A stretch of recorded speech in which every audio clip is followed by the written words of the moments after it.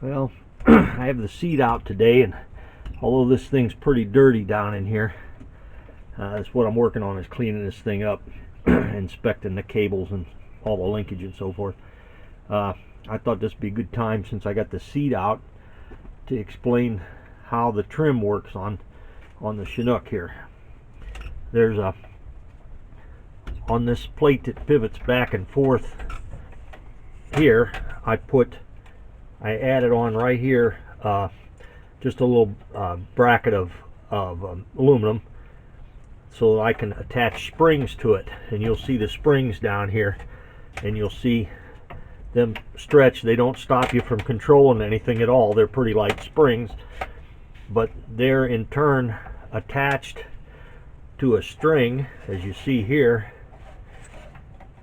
there's a string attached to the spring, and that goes back under the seat here to this knob.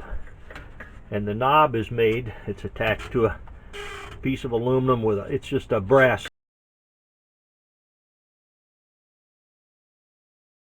stud like sticking out, and there's a spring on it, so I can pull this out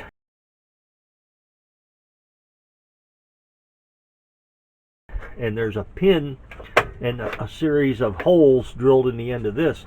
And this little roll pin, I'm not sure you can see it, but there's a little roll pin right there. And you can see when the spring is released, the roll pin will fit in a series of holes that I drilled around in there. And I can adjust my trim by turning this knob. I pull out on it and turn it, and one spool is winding up the string and the other spool is letting string out. It's like nylon parachute cord, and that's what puts the bias on the springs on this end and puts a little bias on the stick.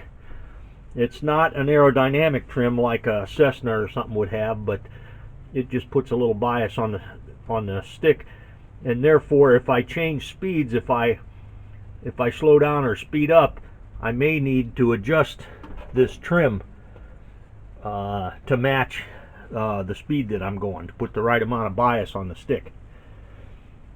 Other than that, I guess I can show you where the solenoid is for the starter motor. I mounted that under the seat here, and that solenoid is mounted in the front so that the hot line, there's going to be a line from the battery that's going to be hot all the time, and I wanted to keep that as short as possible in case of an accident or something.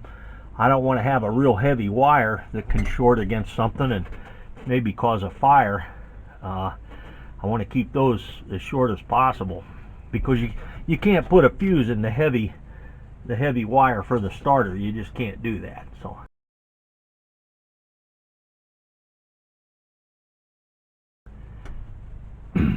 anyways, other than that, I guess you can see my split brake pretty well in this picture. There's just a couple cables there, and having the handle turn and split, I can pull one handle or the other to get differential braking. That's how that works. And I tried to mount it as close as I could to the throttle, so that if I'm doing a run up on the end of the runway, I can hold up on these two knobs and still work the throttle with one hand, which a little bit of the ergonomics there to try to make it easy to work. I guess that's about all I got to show you there. There are fuses for everything else in there, and these switches are made so that if anything were to go wrong and I need to kill the engine and the power, all I got to do is swipe my hand this way and turns everything off. Anyways, that explains that, I guess.